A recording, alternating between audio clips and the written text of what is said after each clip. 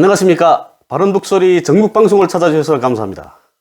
전번 시간에 이어서 오늘도 일당 독재에 대한 이야기를 계속하려고 합니다. 해방된 조국에 돌아온 항일무장투쟁 참가자들은 두 개의 당을 창건했습니다. 백두산 동북부를 비롯한 남북만주에서 일제와 싸운 사람들과 소련에서 해방된 새조국이 건설을 돕기 위해서 나온 고려인들은 국내의 공산주의자들하고 손잡고 무산자의 이익을 위해서 투쟁하는 이런 북조선 공산당 중앙조직위원회를 창건했습니다. 그리고 또 중국 내륙에서 중국 공산당과 함께 무장투쟁을 벌였던 조선 독립동맹 소속 항일무장투쟁 참가자들은 신민당을 창건했습니다. 당을 조직했지만 여러 가지 이런 제약 조건들이 있다 보니까 당 대여를 확장하는 사업들이 잘 되지 않았습니다. 실례로 공산당의 경우에는 입당을 하려고 하면 입당 보증인이 있어야 했거든요. 그런데 입당 보증인은 반드시 1년 이상의 당생활 연한을 거쳐야 한다는 이런 규정이 있었습니다. 그래서 이 북조선 공산당 중앙조직위원회가 1945년 10월 10일에 조직됐는데 중국과 소련에서 항일무장투쟁에 참가했던 사람들과 국내에서 활동한 얼마 안 되는 공산주의자들을 제외하고는 공산당 당생활 연한이 1년이 지난 당원이 몇 명 되지도 않았습니다. 그러다 보니까 당 조직이 양적 강화가 제대로 되지 않았던 겁니다. 그리고 농민들이 인구의 절대 다수를 차지한다고 해서 농민들과의 사업에 너무 치중한 나머지 공장과 광산, 탄광들에서 일하는 노동자들과의 사업을 소홀히 하게 했던 겁니다. 그래서 1945년 12월까지 공산당이 대부분을 이루는 사람들은 농민들과 지식인들이었습니다. 이런 편향들이 나타나게 되니까 1945년 12월 17일에 북조선 공산당 중앙조직위원회 제3차 회의를 진행하게 됩니다. 여기에서 당의 성분을 개선하고, 당의 성분이라는 건 당이 어떤 사람들로 꾸려지는가 하는 걸 이야기하는 겁니다. 당의 성분을 개선하고 간부들을 양성하고 안면 정실관계에 의해서 간부 사업을 진행하지 말라. 그리고 또 직업동맹에 대한 지도를 강화해야 한다. 이런 방침을 제시하게 됩니다. 북한이 직업동맹, 여성동맹, 학생동맹, 그리고 공청 이런 건 해방 이후부터 공산당의 지도 밑에서 성장한 조직이라는 건 알 수 있으시겠죠. 이 회의가 있은 이후에 공장, 기업소, 탄광, 광산들의 당세포들이 조직되게 되고 또 진정한 노동계급이 당으로서의 면모를 갖춰나가기 시작하게 됩니다. 그리고 당원증을 내주면서 당원들을 검열하고 당에 기여든 이색분자들을 당대열에서 쫓아내기 위한 운동을 벌였고 당대열의 통일을 보존하고 당내에 강철 같은 기후를 확립하기 위한 투쟁을 벌이게 됩니다. 그러나 통일적 민주주의 자주독립 국가를 세우기 위해서는 절대 다수의 인민대중을 묶어 세울 수 있는 대중적 정당이 필요하다는 걸 느끼게 됩니다. 그래서 항일무장투쟁도 함께 했고 또 중국 공산당과 함께 해온 경력도 비슷한 이런 신민당과의 합당을 1946년 8월 말에 결정하게 되는 거죠. 합당회의에서 김일성 주석은 두 당의 간부들과 당원들이 두 당의 합당에 대해서 사상적으로, 정치적으로 충분한 인식을 가지고 그 실현을 위한 준비를 잘하고 합당 후에 당원들이 서로 믿고 이해하며 굳게 단결해서 노동당의 확대 강화와 강령 실현을 위해서 적극 투쟁하며 통일적 당규를 지키기 위해서 자각적으로 노력하고 합당을 계기로 민주주의, 민족 통일 전선을 약화시키는 경향이 나타나지 않도록 해야 한다. 여기에 주의를 돌려야 한다. 이렇게 당부하게 됩니다. 이렇게 공산당과 신민당이 합당으로 조선노동당이 태어나게 되었습니다. 당시 노동당의 당원은 36만 6천 명에 달했습니다. 1946년 당시 북한 인구는 1000만 명이 못 됐습니다. 900만 명 정도 있거든요. 900만이 좀 넘었던 것 같습니다. 근데 해방이 돼서 북조선 공산당 중앙조직위원회를 조직한 다음에 불과 10개월 만에 1000만이 못 되는 인구를 가진 국가에서 36만 6천 명의 당원을 확보한 겁니다. 이러한 성과를 거두게 된 데는 공산당이 주도로 벌어진 문맹퇴치 운동도 한 몫을 했습니다. 지금도 그렇긴 하지만 당시에도 문맹자는 공산당에 입당할 수 없었습니다. 굴 쓸 줄 모르면 입당을 못했거든요. 일제의 민족 우매화 정책으로 인해서 해방 직후 북에는 230여만 명에 달하는 문맹자들이 있었습니다. 인민들을 정치 생활에 적극적으로 참가시키자 하게 되면 문맹퇴치 운동부터 벌려야 했던 겁니다. 그래서 김일성 주석은 인민문화 향상은 문맹퇴치로부터 이런 구호를 제시합니다. 그리고 문맹퇴치 운동의 전민을 불러일으키게 되죠.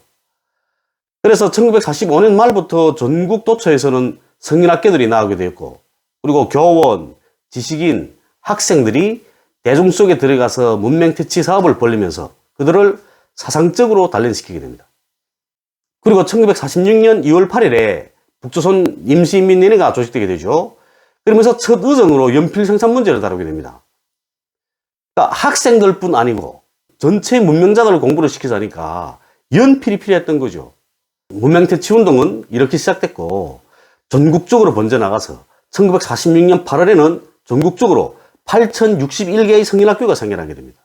거기서 41만 3천여 명의 성인들이 우리고를 배우고 정치사정적으로 준비되어 가고 있었습니다. 1946년 11월 당시 북조선 임시인민연회 위원장이던 김일성 주석은 동기 농촌 문맹 퇴치 운동을 벌리도록 합니다. 농민들은 농사일을 해야 되니까 봄, 여름, 가을 이때 그 문맹 퇴치 운동에 적극적이지 못했던 겁니다. 그래서 전국적으로 농민들이 가을 거리를 도와주고 가을 거리를 빨리 끝내도록 하고 문맹 퇴치 운동에 적극적으로 나서도록 했습니다. 이렇게 해방 이후부터 농촌 지원은 있었습니다. 이렇게 1946년 12월부터 다음 해인 1947년 3월까지 진행된 동기 문맹 퇴치 운동 기간에 중앙과 도시군면들의 당, 정권기관, 사회단체 일꾼들로 조직된 문맹 퇴치 지도위원회가 조직되었고 12살부터 50살까지의 남녀 문맹자들이 성인학교에서 매일 2시간 이상 우리고를 배우게 됐습니다. 어떤 일들이 벌어지게 되냐면 북쪽 영화들에도 나옵니다. 여성들이 우물에 가서 이제 물을 깃는데 자기 이름을 쓸 줄 아는 사람만 물을 깃자 여기서 이렇게도 하거든요. 그래서 자기 이름 석자는 쓸 줄 알아야 물을 기를 수 있었던 겁니다. 당시에는 그 봉건적인 그런 그 문화에 푹 젖어 있는 이런 어르신들이 많았으니까 여자들이 무슨 글을 배우냐, 치맛바람을 일으키면서 뭐 연애질하러 다니냐 이러면서 막 통제하시는 어르신들도 계셨죠. 그럼에도 불구하고 수많은 남녀 문맹자들이 성인학교에서 공부를 했었던 겁니다. 이러한 결과 전국적으로 1만 6천 개 이상의 성인학교에서 50만여 명의 사람들이 문맹을 퇴치하게 됐습니다.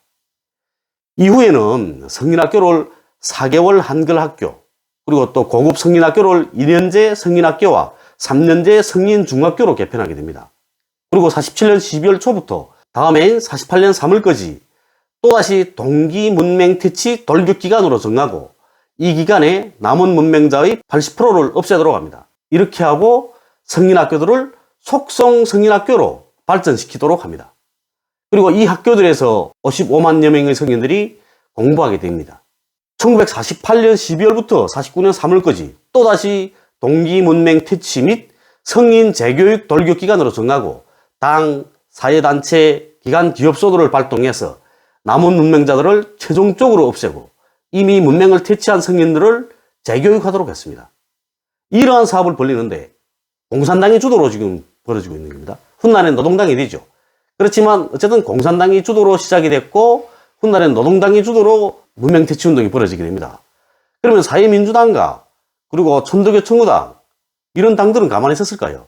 이 당들도 당연히 동참했죠. 천도교 청구당이나 사회민주당 안에도 지식인들이 있었으니까요. 당연히 동참을 했지만 먼저 문맹 퇴치 운동을 시작하자고 외친 건 공산당이었고 또 공산당의 주도로 이런 일들이 벌어지게 대단하니까 주도권을 떼우게 되는 겁니다. 이렇게 문맹 퇴치 운동을 진행하는 성인학교들에서 글과 산수만 가르친 게 아니었습니다. 김일성 장군은 만주벌판에서 일제와 싸운 항일이 전설적 영웅이고 여성들도 남성들과 똑같은 사회적 권리를 가지도록 해준 사람도 김일성 장군이고 농민들을 땅의 주인으로 만들어준 사람도 김일성 장군이고 노동자들을 공장의 주인으로 만들어준 사람도 김일성 장군이고 김일성 장군을 따라가야 잘 살 수 있고 선거에 참가해서도 김일성 장군을 잘 받들 수 있는 사람에게 투표를 해야 한다. 그래야 우리 자신들이 삶을 바꿀 수 있다. 이런 걸 가르친 겁니다. 글만 가르친 게 아니고 정치사상 교양도 같이 했습니다. 위대성 교양을요. 1946년 11월 3일 전국적으로 도시군 인민위원회 위원선거를 비밀투표의 방법으로 진행하게 됩니다. 선거에는 총 선거자의 99.6%가 참가하게 됩니다. 그리고 다음해인 1947년 초에 실시된 리동 인민위원회 위원선거에서는 총 선거자의 99.85%가 참가했고요. 면인민연회 위원 선거에는 99.98%가 참가했습니다. 선거 투표율이 대단히 높은 거죠. 그 세족 건설을 위한 인민들의 열의가 그만큼 높았던 겁니다. 해방된 조국에 돌아온 공산주의자들은 이러한 개혁 정책들을 펼쳤습니다. 당연히 김일성 주석에 대한 지지는 절대적이었던 겁니다. 그리고 1948년 3월에 있은 북조선 노동당 제2차 대회 때는 72만 5,762명이 당원을 확보하게 되었습니다. 그리고 전쟁이 한창이던 1952년 12월에는 100만여 명에 달했습니다. 인구가 1000만이 못 되는 나라에서 당원 100만 명이게 되면 인구 10명당 1명은 노동당원이었다는 겁니다. 그리고 전쟁이 포화가 울부짖는 속에서도 노동당에 입당하는 당원들이 계속해서 늘어났다는 걸 말해줍니다. 북한 사람들이 누구나 잘 알고 있는 당의 참된 딸이라는 가극이 있습니다. 그 가극에서 주인공이 강연옥이라는 여성이거든요. 간호원입니다. 그런데 주인공 강연옥을 통해서 노동당원은 당과 수령, 조국과 인민을 위해서 자기 청춘도 생명도 서슴없이 바쳐 싸우는 참된 혁명 전사라는 걸 보여줍니다. 북에서 노동당원들은 늘 군중이 모범이 되기 위해서 노력합니다. 때문에 군대에 나가서 만기 군사복무를 마치고 당원이 되어서 돌아왔다는 건 그 사람은 그만큼 준비된 사람이라는 걸 말해주는 겁니다. 저 같은 무정부주의자들도 있기는 하지만 말입니다.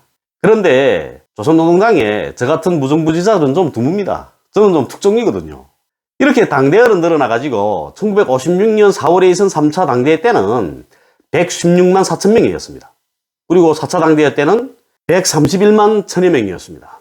1965년 10월 당 창건 20주년 때는 160만 명이었고요. 1980년 10월에 있은 조선노동당 제6차 대회 때는 322만 명이었습니다. 이렇게 노동당의 당원 수가 폭발적으로 늘어나고 또 그리고 북한에서의 노동당의 위상이 너무나 높아지니까 사회민주당이나 천도교 청구당 같은 당들은 자연히 유명무실해지기 시작했습니다. 북한 사람들은 조선노동당에는 입당하겠다고 하지만 사회민주당이나 천도교 청구당에 입당하라고 하면 싫다고 합니다. 그러니까 이 사회민주당이나 천도교 청구당은 당대열을 확장할 수 없게 되는 거죠. 그럼에도 불구하고 조선사회민주당과 천도교 청구당의 경우에는 최고인민회의에 의석이 배당되어 있습니다. 사회민주당 50석, 그리고 천도교 청구당 22석. 이처럼 사회민주당과 천도교 청구당 등이 당 세력 확장에서 밀리게 된 기본 원인은 그들 스스로가 인민들이 환호하는 올바른 정책을 제시하고 밀고 나가지 못하고 공산당, 훗날 노동당이 되죠. 노동당이 펼치는 정책을 따라가는 시기 정책을 펼쳤기 때문입니다. 그리고 김일성이라는 사람의 위상을 넘어설 수 있는 지도자가 없었다는 게 가장 큰 요인이었습니다. 그리고 김일성을 비롯한 항일발사는 소련의 원동훈련기지에서 2, 3년 동안 생활하면서 소부대로 국내로 계속 드나들었습니다. 그러면서 국내의 지하 조직들을 결성했고 또 그렇게 하는 과정에 국내의 상황에 대해서 충분히 알고 있었던 거죠. 그리고 해방된 조국에 들어가서 어떤 일을 해야겠는지에 대한 충분한 논의가 있었던 상황이었습니다. 말하자면 조국 해방의 준비가 되어 있었던 겁니다. 그와 반면에 민주당과 천도교 청구당은 준비되어 있지 못했고 해방이 되어서야 만들어지게 된 당들입니다. 그리고 뭉치지 못하고 서로가 옳다고 세력 다툼이나 하고 있었으니까 모든 걸 내려놓고 인민들 속으로 들어가서 대중을 각성시키고 묶어세운 김일성 주석의 동지들을 따라갈 수 없었던 겁니다. 그리고 공산당, 노동당 안에서도 간부들이 부정부패 행위들이 있었습니다. 그런 부정부패 행위들이 일어나게 되면 또 인민들과 또 사회민주당, 또 천도교 청구당이 비난의 대상이 되기도 했었죠. 공산당 간부들이 뭐 독립운동 경력을 내세우면서 적산가옥을 차지하고 앉아서 국복군 문화재들까지 자기 집 정원에 들여놓고 흥청거리고 자네들은 또 외국 유학을 보내고 국가재산을 자네들이 유학비로 보내준 일들도 생겼습니다. 그리고 정실 안면 관계를 내세우면서 간부 사업을 진행했고 자기 파벌을 만들기에 급급하기도 했습니다. 오죽하면 일제 시기에 경찰서 담벼락에 오줌 갈기다가 잡혀서 얻어맞은 사람도 애국자로 포장해서 간부로 등용하기도 했었죠. 오기섭 같은 경우에는 처음에는 북조선공산당 중앙조직위원회를 지지했습니다. 그러다 자기가 대표로 될 줄 알았는데 대표가 못 된 거죠. 그러니까 그 다음엔 박헌영이 서울에 조직한 공산당, 그 서울중앙을 지지한다고 했었죠. 그리고 또 당을 프롤레타리아 정수분자들로 꾸려야 된다고 하면서 당 생활을 1년 이상 한 사람이라야 입당 보증을 설 수 있다는 규정을 만들었습니다. 결국 오기섭은 국내에서 공산주의 운동을 했기 때문에 국내에 아는 사람들이 많았던 거죠. 반면에 해외에서 독립운동을 한 사람들은 국내에 사람이 얼마 없었던 겁니다. 이런 상황에서 1년 이상의 당 생활을 거친 사람이라고 하면 국내에서 공산주의 활동을 한 그런 사람들이 위주였던 거죠. 당연히 국내에서 공산주의 활동을 한 사람들이 보증이 있어야만 공산당 입당이 가능했던 겁니다. 이런 식으로 자기 승인을 받은 사람, 자기가 보증하는 사람만 당에 받아들이게 하고 그런 식으로 당 안에서 주도권을 지려고 했던 겁니다. 그 가장 큰 구실이 그런 거죠. 공산당은 프롤레타리아 정수분자들로 꾸려야 한다. 이런 구실을 내걸고요. 공산당 안에서 이런 그 내용들을 겪고 있었음에도 불구하고 김일성이라는 명성과 공산당, 노동당에 대한 인민들의 지지는 깎아내릴 수가 없었습니다.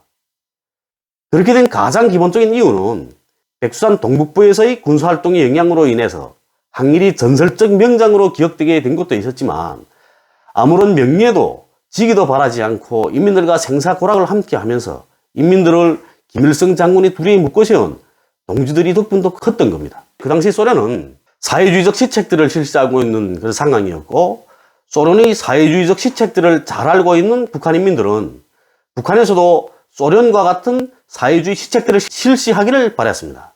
당연히 소련이 민주조선 건설의 모델이 될 수밖에 없었던 겁니다. 그리고 사회적 여론 때문에라도 민족주의자들은 사회주의적 시책들에 동의할 수밖에 없었고 점차 민족주의를 주장하던 사람들도 사회주의에 동화되기 시작했습니다. 결국 해방 후 5년도 안 되는 기간 안에 노동당은 대중 속에 깊이 뿌리내린 유일 정당으로서의 존재감을 과시하게 되었던 겁니다. 지금까지가 제가 북에 있으면서 당학교에서 배운 당 역사의 일부분입니다. 저는 옳고 그름을 이야기하는 게 아니라 북한에서의 정당의 역사는 이렇게 흘렀다는 걸 이야기하고 있는 겁니다. 그리고 저도 기억에 한계가 있다 보니까 충실히 설명해드리지는 못한 것 같습니다. 그리고 또 구독자분들의 기억과 조금 다른 면들이 있어도 너그럽게 이해해 주셨으면 감사하겠습니다. 다음 시간부터는 북한은 어떤 체계로 움직이고 있는지 또 그리고 북한을 움직이고 있는 기관들 사이에 어떻게 서로를 통제하고 보고하고 대책을 세우는지에 대한 이야기를 들려드리고 이후에는 국제사회가 말하는 김일성 독재, 김일성 유일 지도 체제가 자리 잡게 된 사건들에 대해서 이야기해 드리려고 합니다. 감사합니다.